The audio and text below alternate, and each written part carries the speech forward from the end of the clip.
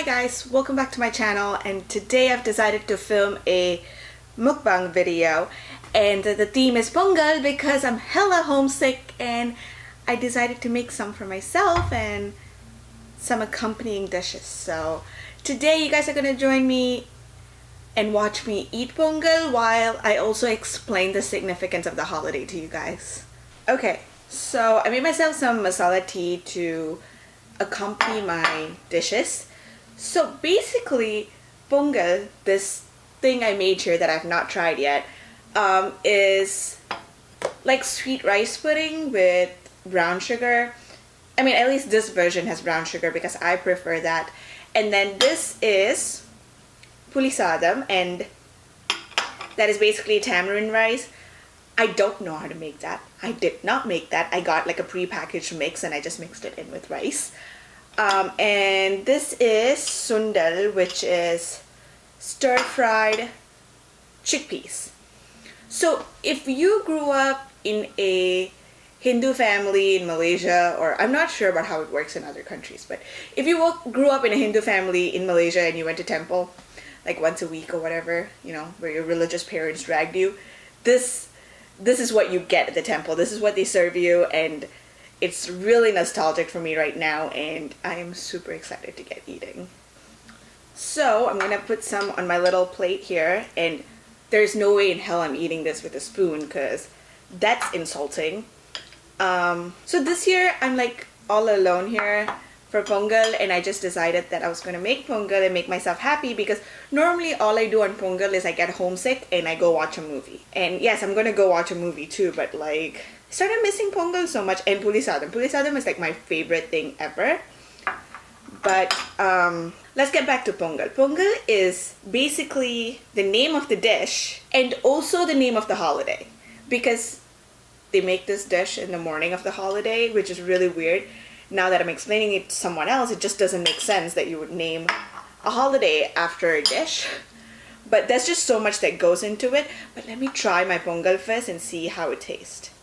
I'm nervous. I'm a nervous freaking wreck. I didn't follow a recipe, by the way. And if you guys want to watch me make this, you can go to my Instagram and go to my IGTV, because I filmed me cooking and it was a freaking disaster.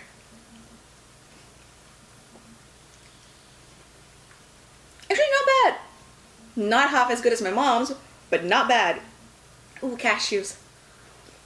So the thing about Pongal is it's the harvest festival, and so, you know, obviously there's like fresh new rice and farmers are making money. So it's a time for celebration. So traditionally, you would make Pongal in like a pot. I made it in a saucepan, so that's a whole other thing. But you would also go to the potters and buy a new pot, so they get business as well. You know what I mean? It's a tradition to kind of like keep the economy going and give everyone a good boost at the start of the season.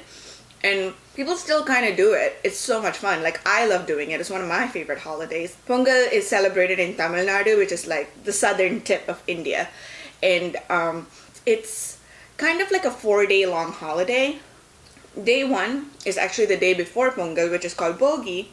And Bogi is like the day you get rid of all your old stuff, you clean out your space, you clean your house. You know, kind of like, oh, we're gonna make this a better place for new beginnings. And Pongal itself, which normally falls on January 14th, is the first day of the Thai month, which is the 10th month in the Hindu calendar. Wait, is it the 10th month? I think it's the 10th month.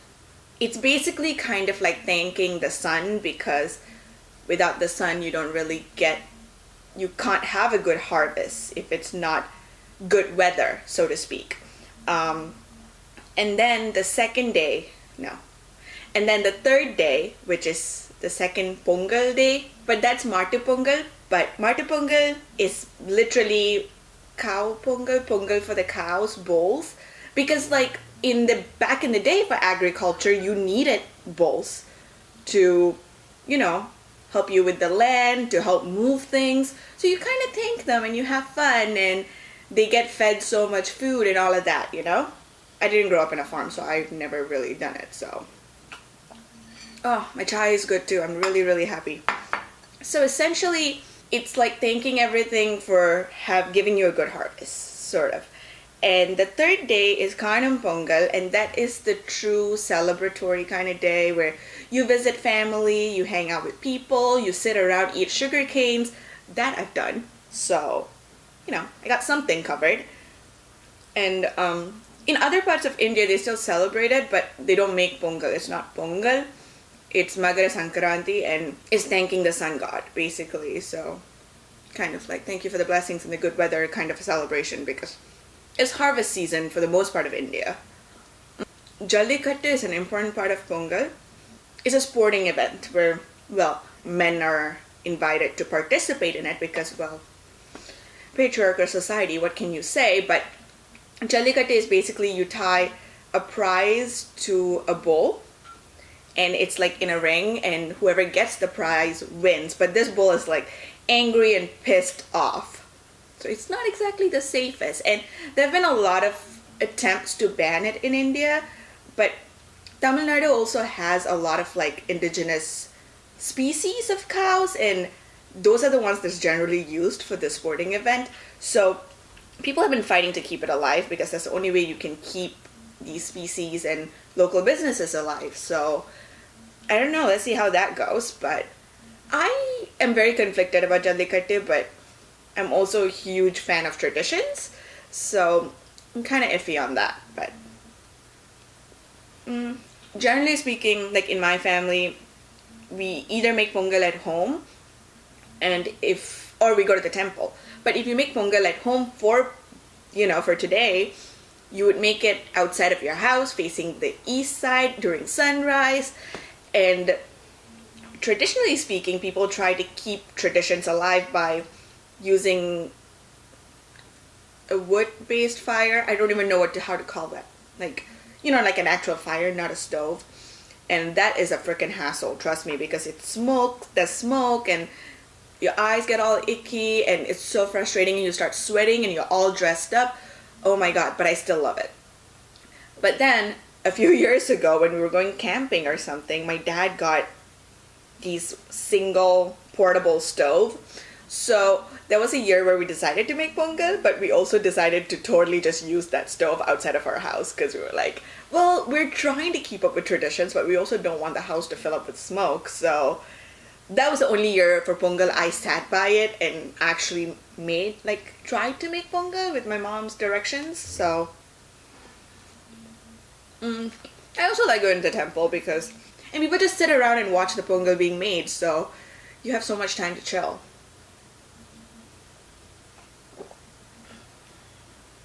I'm also very proud of myself. My Pongal actually tastes good.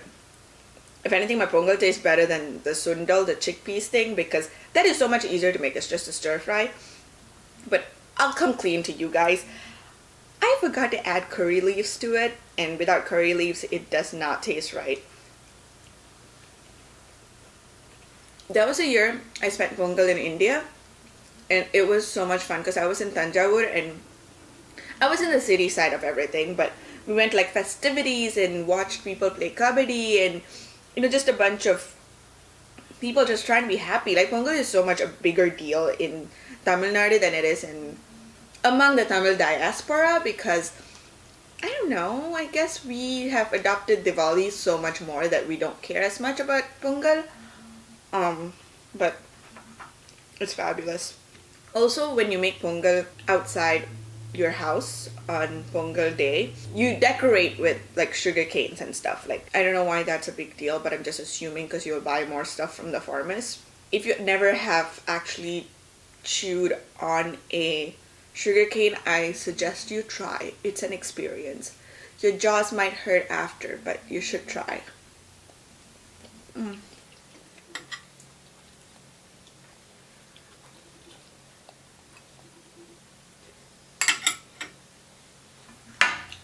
Mixing pulisadam and Pongal is like tamarind base, and this is like milk and sugar. It's better than mixing your caramel popcorn and your cheese popcorn. I'm just saying. I know that's the Indian girl in me, but I'm just saying.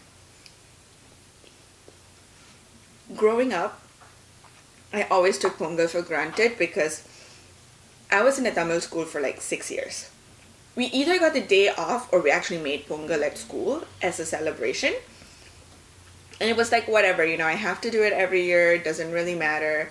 And then I went to like a regular public school in Malaysia, and I started missing it because I wasn't going to get the day off and no one was celebrating. And then I went to a boarding school and I didn't get to go back home for Pongal, and it just got super sad. And then I left the country. It got so much worse. For 2 years I was just homesick, and then last year I was home for winter break because I wasn't taking classes during the winter. And this year, well, here I am making Pongal, calling my mom, my grandma, and pestering them for a recipe. I don't know why, I just wanted to do it without looking it up on the internet because, I don't know, I feel like every family does it differently, just a little differently, and I wanted to make my own, you know? Oh, last year when I was home, I had so much fun. Okay, I didn't have fun. I draped my sari wrongly, and then I still had to show up to the temple because my mom was like, we don't have time to change, so you're going to go to the temple looking like this. It was mortifying, but I ate a lot of Pongal, so I was really happy. If you guys can't already tell, the food is the main part of everything for me, so I know that any non-Desi people watching this are like, you're so weird, you're eating with your hands, and I'm like, it's so different. Like, I could never, in good conscience, eat Pongal with a spoon. It's just freaking ridiculous, you know what I mean? It's just wrong, it's just not how I've done it growing up, and some things are just not meant to change. And oh, also I forgot to mention like the most important part of Pongal. Pongal literally means to like boil over, to boil and spill over.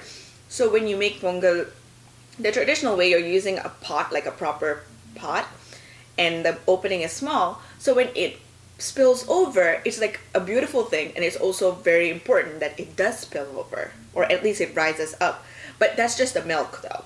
That is when you literally, everyone just screams out Pongal oh Pongal, because it kind of symbolizes prosperity and like the gaining of wealth or whatever. Like, I just think it's fun, and it's really funny that the name of the dish kind of comes from that.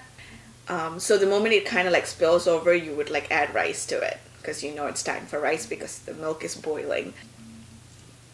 I see Pongal more of a cultural thing versus a religious thing, because in many places, or many organizations at least, call it Tamil Tirunal.